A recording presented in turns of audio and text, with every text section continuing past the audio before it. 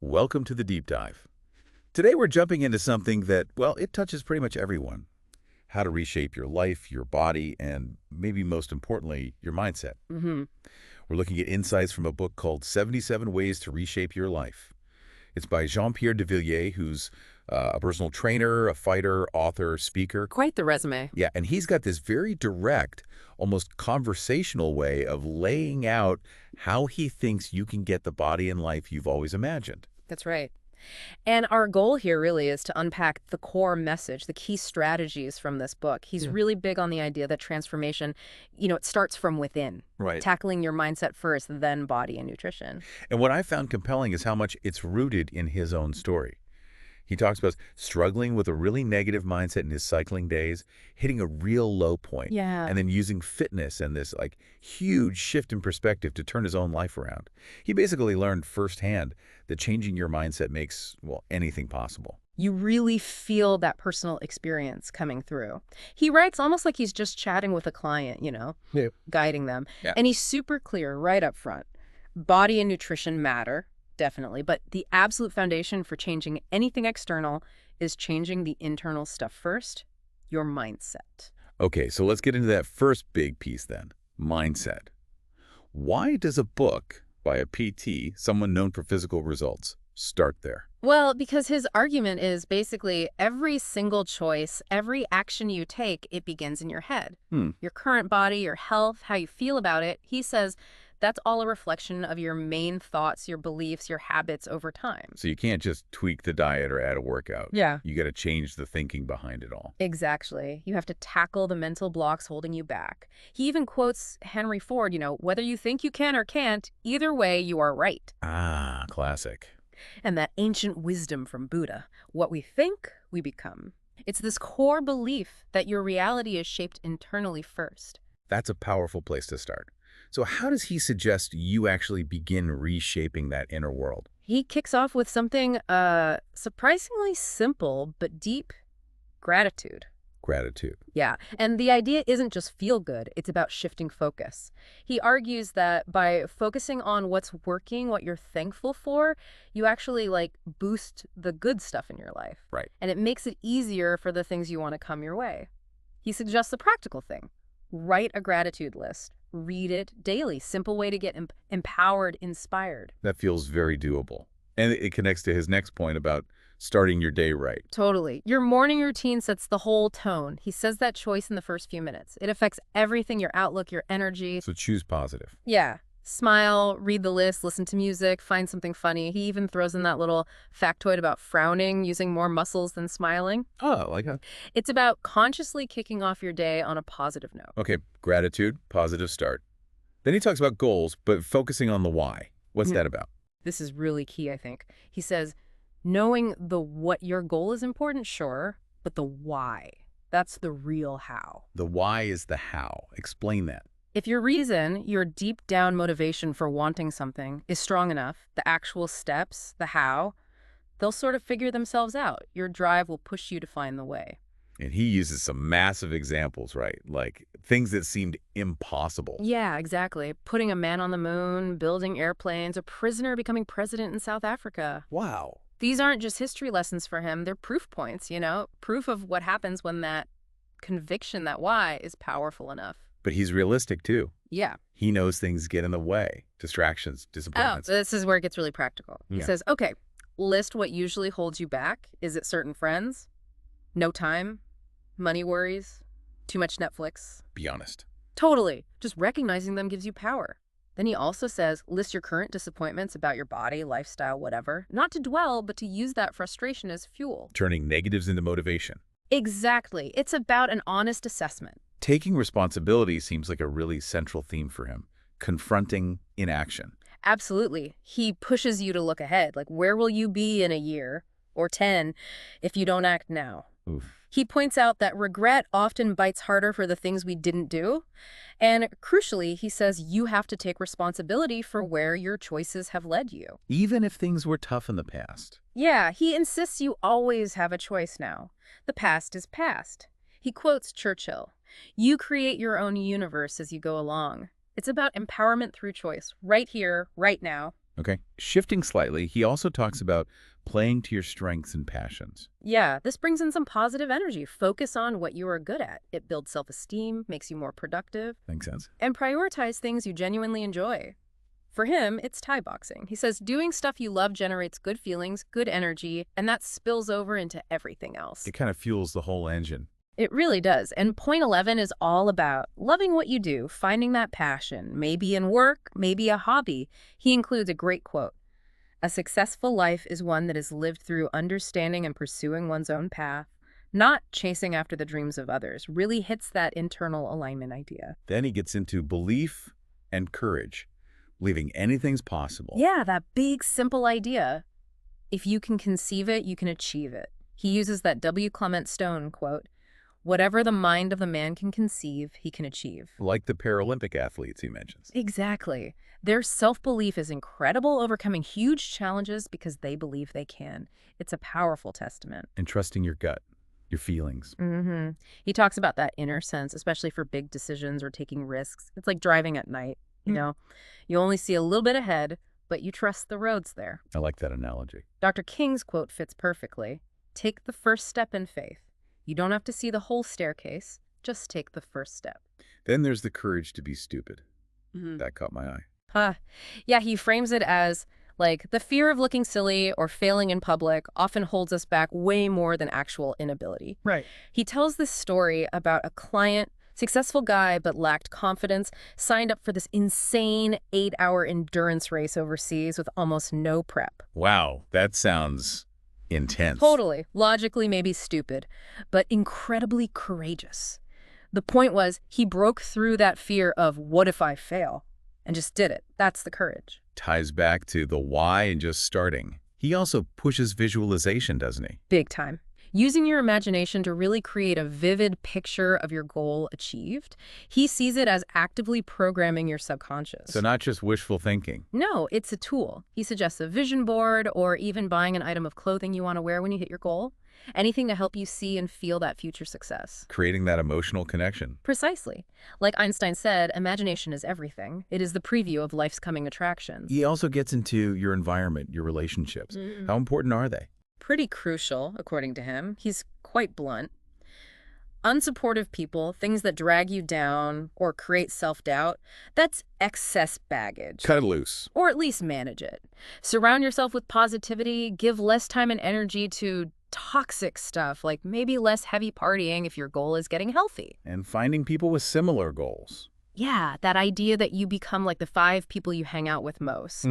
So connecting with people on a similar journey or even getting a mentor, that can really speed things up and keep you fired up. What about failure? He acknowledges that's part of it. Oh, absolutely. He says failure is pretty much guaranteed if you're aiming for anything worthwhile. The key is not avoiding it, but learning from it. Don't dwell on it. Right. Turn it into a lesson, not an excuse to quit. And life isn't always smooth sailing. Definitely not. He calls it a roller coaster. Change is constant.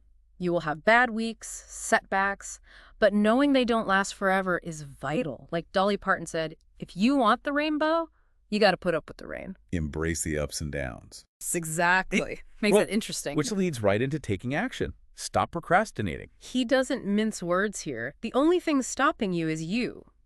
Knowing isn't doing. The difference between results and no results. Action. He quotes Stephen Covey, to know and not to do is to not know. Powerful. He includes some daily practical habits, too. Yeah, simple things like just taking 10 minutes to breathe, like a mini meditation for clarity, calm, energy. Nice. And he links mind and body, again, saying exercise itself is a great stress buster, reduces cortisol, that stress hormone linked to belly fat. So win-win. Yeah, he's big on learning, right? Keep reading. Totally. Be a lifelong student. He uses that Mark Twain quote, the man who does not read books has no advantage over the man that can't read them. Good one. The more you learn, especially about yourself, the better you can navigate everything. And some concrete habits like managing time, setting goals. Yeah, simple but effective stuff like getting to work just 10 minutes earlier can make a huge difference. And writing goals down makes them real. Breaking them down. Yep.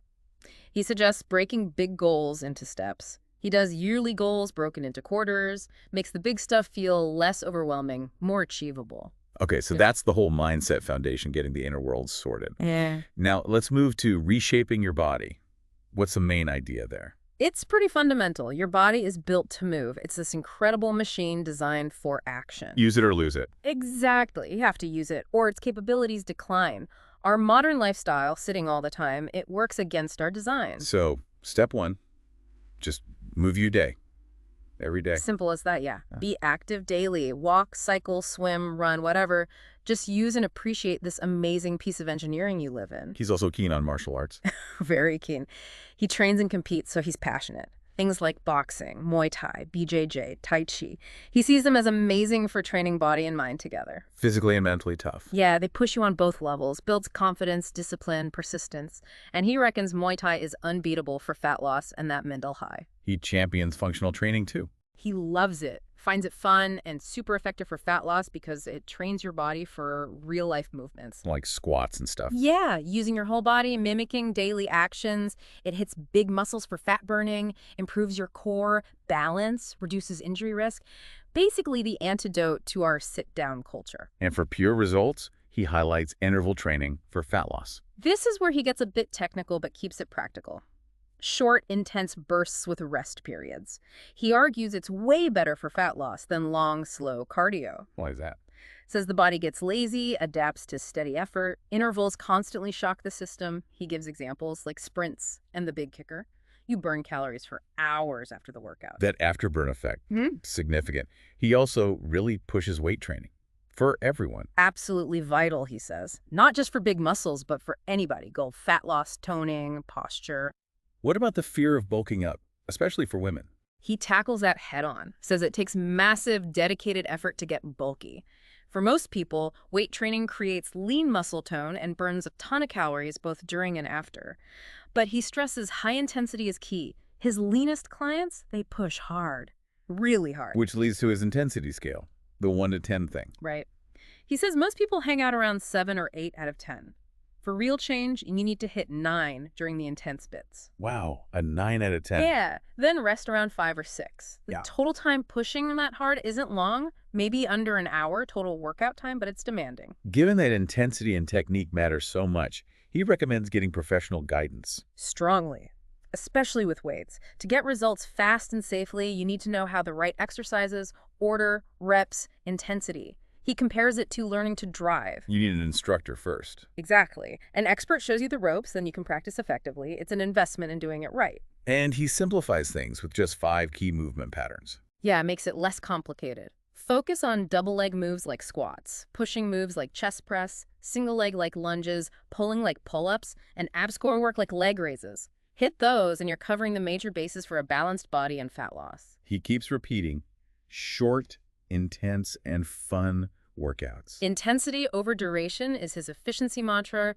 His own workouts, 30, 45 minutes, less gym time, better results if you bring the intensity. And the fun part. Maybe the most important. If you enjoy it, you'll try harder, be more consistent. He jokes about his Tigger nickname because he's bouncing around the gym. Enjoyment fuels effort. And going all out from the first set. Yeah, don't pace yourself like you're saving energy for later. Work to failure or close to it in every set. That's when your body gets the message it needs to adapt and change. If the last rep is easy, it's not challenging enough. He gives a target body fat percentage too. Yeah, aiming below 20% for men, 24% for women. Not necessarily ripped, but a healthy range for overall well-being. He dismisses BMI as misleading muscle versus fat matters. Makes sense. Consistency and variety are also crucial. Non-negotiable, both of them. Consistency means training becomes ingrained like brushing your teeth. But variety is essential because your body adapts. So you plateau if you do the same thing. Exactly. You need new challenges, different exercises, weights, speeds to keep progressing and get really fit. If it feels comfortable, you're probably not changing much. Sounds like embracing adversity again. Totally. Change happens through challenge. Muscles, organs, they only get fitter when put under positive strain. Comfortable workouts don't force adaptation. That strain is the signal. Something needs to change. What about frequency and rest? He recommends at least 4 workouts a week for significant fat loss results. But rest between workouts is just as vital. That's when muscles repair, get stronger, and fat burning happens. And don't skip workouts. Crucial point for consistency. Saying no once makes it easier next time. Even a shorter session is better than nothing. Keep the commitment. Build that success pattern. Tracking progress helps with motivation. Big time. Shows you what's working, tells you when to up the ante, keeps you motivated seeing improvement, and turns it into a game against your previous self. Finding your best workout time and using music seem like practical tips. Yeah, train when you have the most energy. And music, he basically says it's a fact. Mm. It improves enjoyment, effort, duration, music, results. Simple as that. And finally, for the body section, sleep. How important is it? Fundamentally crucial, he stresses. 8 hours. Deep, dark sleep. It's vital for fat reduction. How so? That's when growth hormone repairs muscle. It lowers cortisol, that stress belly fat hormone, and it prevents those sugar and carb cravings you get when you're exhausted. Sleep is non-negotiable. He also mentioned something called biosignature. Yeah, he presents it as this cutting-edge program from Charles Poliquin. It links where you store body fat to potential hormonal imbalances. The idea is it allows for really individualized plans, nutrition, supplements, lifestyle tweaks to target stubborn fat and improve overall well-being, like sleep, energy, mood, all without crazy diets or pills. It's about a tailored approach. Okay, so that's the body. Movement, intensity, consistency, rest, knowing yourself. Now, nutrition. He says this has the most profound effect. Yeah, his message here is really strong. What you eat is paramount. Too much unhealthy food leads to fat storage, inside and out, contributing to disease. It's a massive priority. And the aim is lifelong change, not yo-yo dieting. First step, keep a food diary. He says it's often a shocker for people, but it's the essential starting point. You got to see what you're actually eating to know what needs to change. Then he has this caveman woman idea. Yeah. It's his simple filter for real food. If it walks on land, swims in the sea, or comes from the earth, it's probably good for you. Contrasting with processed stuff. Exactly. He argues the food industry pushes us towards fake foods. He champions the paleo way of eating as optimal for a lean, healthy body. Says it's what he uses training for fights, and clients see results fast. Protein is a major focus for him. Absolutely critical. Muscles need it to repair, get stronger, and burn fat.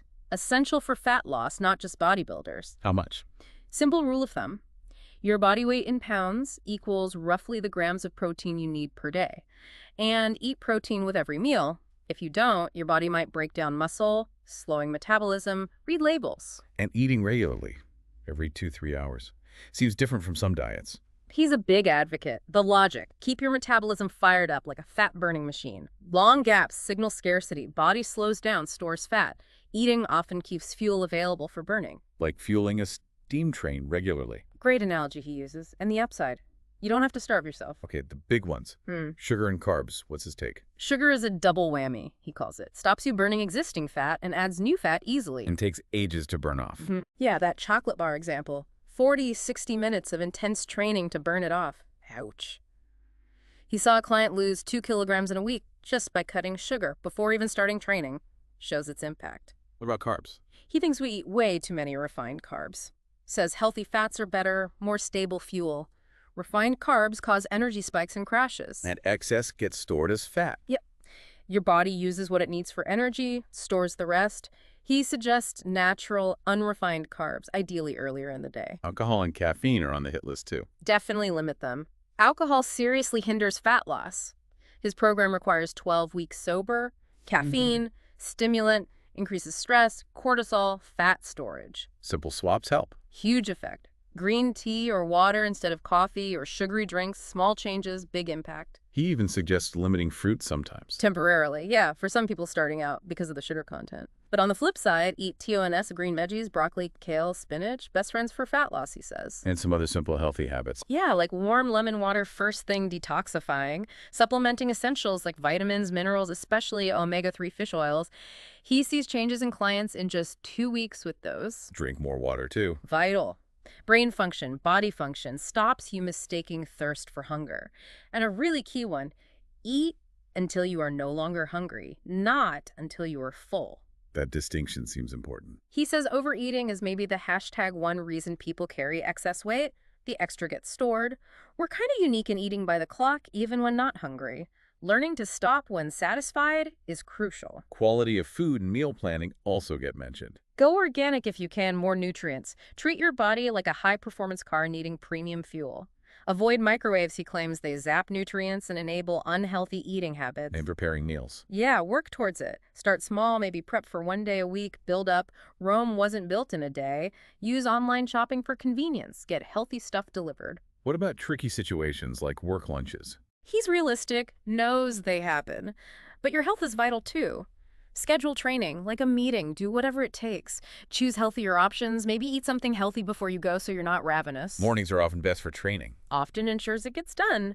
But hey, if you have a night out, accept it, enjoy it, then get back on track the next day. Balance, not perfection. Which fits with his 80-20 rule. Exactly. Aim for healthy choices 80% of the time. 100% perfection is usually unsustainable, leads to quitting. On the cheat day. Allows one day a week for treats, guilt-free. Prevents that all-or-nothing crash where one mistake derails everything. Makes it sustainable. And one last practical tip. Stop eating before bed. Yeah, the longer the gap between your last meal and sleep, the better. Body slows down at night. Late food tends to get stored as fat. Wow, okay, it's definitely a holistic system. Mindset, body, nutrition, all interlinked. He includes testimonials too, right?